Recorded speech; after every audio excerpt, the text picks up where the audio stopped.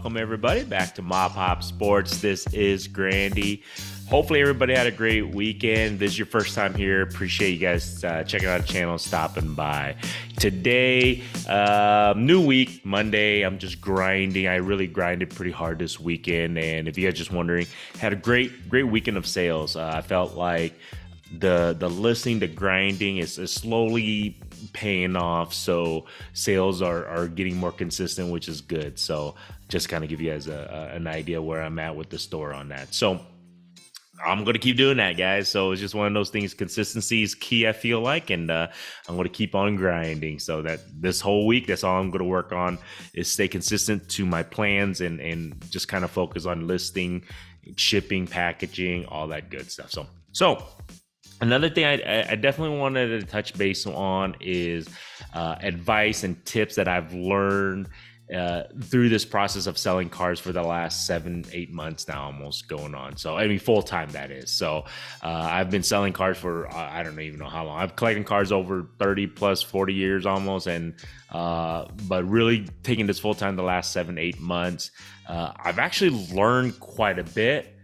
And one of the advice and tips, number one, the biggest thing is, don't compare yourself to others and don't count other people's bank accounts and collections, things like that. So let me break this down to you guys. What I've definitely learned is that I can't compare my YouTube channel or my experience to other channels and just kind of focus on myself.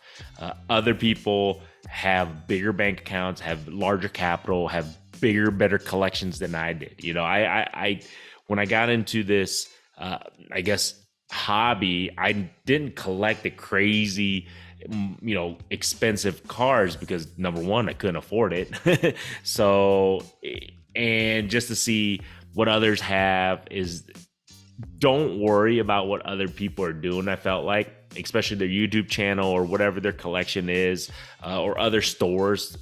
Don't count other people's money. I guess that's the old saying goes, don't worry about anybody else's stuff. Worry about myself and just try to grow my, whether it's my channel, whether it's my inventory, my collection, my PC collection, things like that. Just worry about myself and just be happy with what I have and what I can attain. That's the biggest thing is don't worry about others. Don't worry about the numbers that other people are doing. Worry about myself. Worry about what I can, bring to myself and my family, trying to do this as a full-time gig. So that's one thing is don't worry about others, man. Don't compare to them and don't worry about what others are saying. And my biggest thing is, take advice from people, but take it with a grain of salt. I tell you guys that, I'm always looking for advice, which I am. It's like a big old bucket. I take everybody's advice and what I feel like is going to work for my situation, and that's what I do. So don't worry about others. Don't worry about people. Don't worry about what kind of other cards people are selling, what other kind of collection people have. Even when I go to the shows, and if whether I'm a dealer or whether I'm going there just to buy inventory, you'll see people have some crazy cars that there's no way in hell that I'll ever be able to afford that card. But I just admire it, and it's super cool to do that. But don't worry about it. I mean, just because you don't have it does not make your collection any less. Your collection is your collection. My inventory is my inventory, and you should be proud of it. And that's the one thing I really became, because for a while there, I'm not gonna lie, I'll tell anybody up front, I always wanted the newest ones, the newest cars, or the high end stuff. I always wanted to be there. Who doesn't want to have high end cars or high end inventory? But my realization is that I got to put things into perspective. You can catch yourself chasing. I did that for a little bit. I wouldn't say a lot. You can catch yourself chasing and spending way too much for cars that you have no business paying for or you can't afford. You have to realize that. And my biggest thing was, it took me some time because, everybody was in that during the pandemic or even pre-pandemic. Everybody kind of got into I got to have the flip for the next better car type of deal. I'd be lying to anybody who said that I didn't get into that realm of thinking also for a minute there. But the realizations when I started doing this full time is that you can't be chasing those things, because you'll find out that you're going to out budget yourself on certain areas. And that's when I realized, okay, you got to put things in perspective of where you can, of what you can afford, what you should be able to carry as an inventory on your storefront. And that's where you got to, in a way, put your ego in check, that, you know what, yeah, you can probably afford this card at this moment, but I mean, are you gonna hold it forever? And if I'm, like I said, I'm doing this for a business, and it doesn't make sense. So you have to be able to put your ego in check and what you can afford, and not worry about what others have, what other people are collecting, what other stores are selling. You worry about yourself and try to build my store, yourself, this channel, or whatever, anything as the best to your ability. So one thing is, like I said, don't count other people's collections, money, other people's things like that. So don't compare yourself, and just kind of focus on yourself. And that's one thing that I've noticed. It's going to help me, I hope, and build my store and the eBay store and everything on that. Another tip or advice I would recommend to anybody, or even to myself, that I've come to realize is that buy stuff for you, and don't let other people tell you otherwise if it's a cool card or if it's anything like that. So let me break this down to you guys. So there's many people out there who says PSA grading is better than its SGC or CGC or Beckett, all that stuff, or they're trash. No, that grading company's trash. That's trash. They're trash. SGC is trash. The black tie, suits are trash. This is the thing I've definitely realized, and this is one thing that I wouldn't even say I realized. This is one thing I've always believed. If I like a card and I felt like that's a really cool looking card, I don't care how much it costs.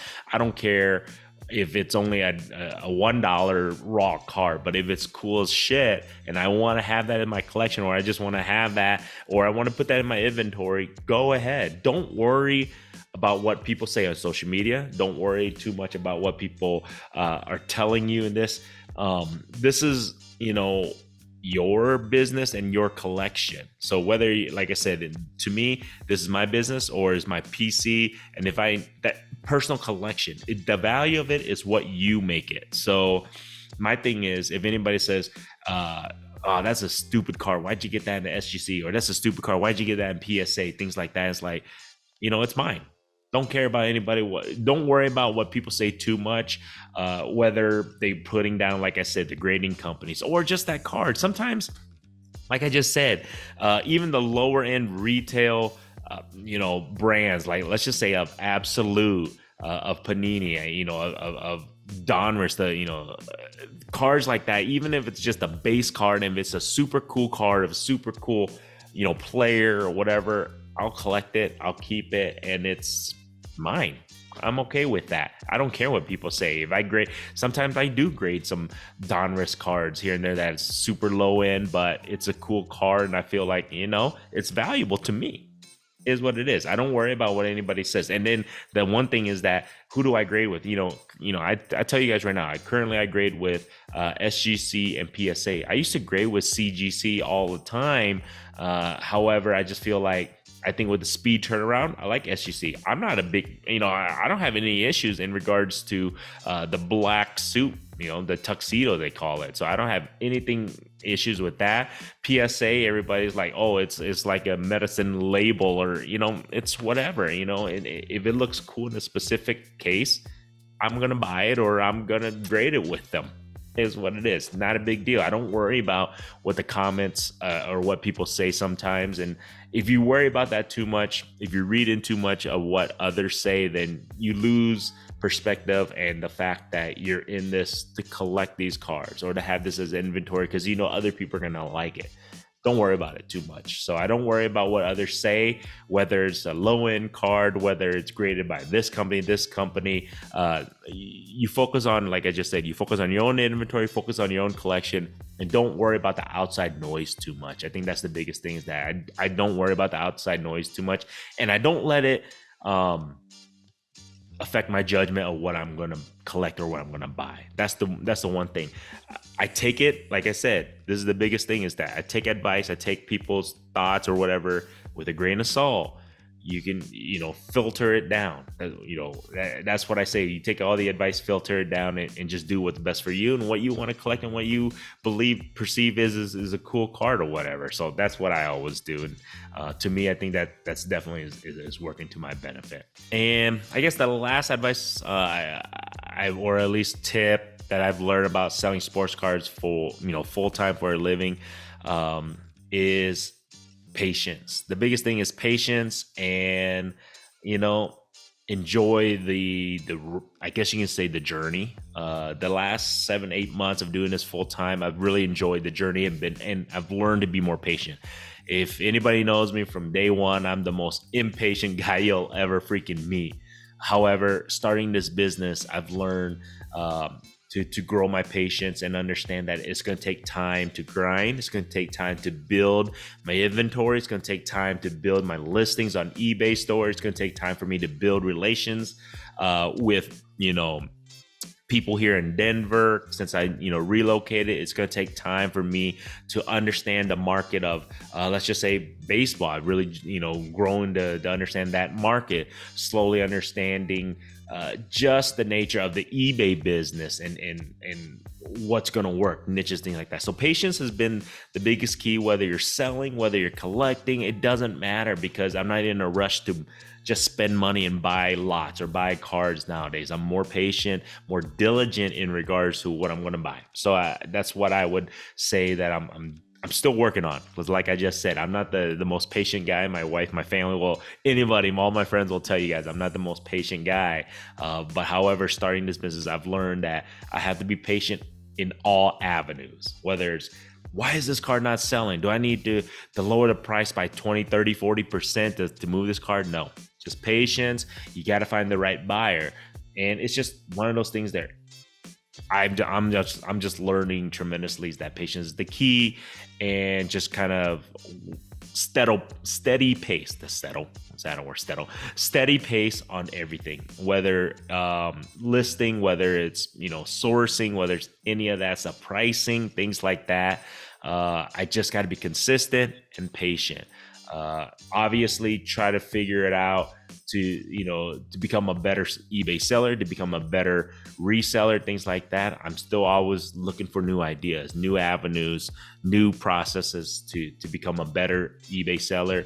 And what I come to realize is, to find all that stuff up, you still have to be patient. So I guess you can say those are the three biggest things I feel that I've learned in the past 8 months so far. Obviously, it's a learning process every day. I'm learning every day, guys. So I just want to let you guys know I'm trying to figure it out, trying to be better, try to hopefully grow the store, find better cards, enhance my PC, all that stuff. So that's all I'm trying to do. And those are the things that I've, hopefully advice that somebody can probably take, maybe. And also just I'm growing on myself to develop better and become a better business person, entrepreneur / sports card seller / sports card collector, all that stuff. So I'm just trying to do all that all in one, something like that. So other than that, man, so just I know I was just kind of rambling on in this video, but I just wanted to kind of let you guys know what I felt like, what I've learned, and some of the better advice that I felt like, whether I've heard from others or just kind of grown to realize. So hopefully that helps somebody. And like I said, I gotta keep working on that, gotta keep developing and becoming a better sports card seller, eBay reseller, whatever you want to call me, is what it is. Other than that, man, if you guys like this stuff, feel free to subscribe. If you guys have not subscribed, you watch this video, like I always tell you, I appreciate you guys just checking out the channel, just watching this video. Don't forget, check out the eBay store. I put the link in the description.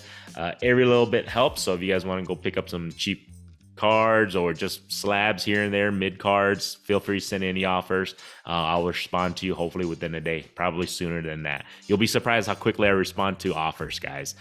Some guys are like, holy crap, that was one of the quickest response ever. So that's kind of cool. I take pride in that. So but other than that, man, I appreciate you guys. Don't forget, I'll have some other videos coming this week, and we'll talk about some channels that I've been watching, so here and there. So other than that, man, appreciate you guys. Till next time.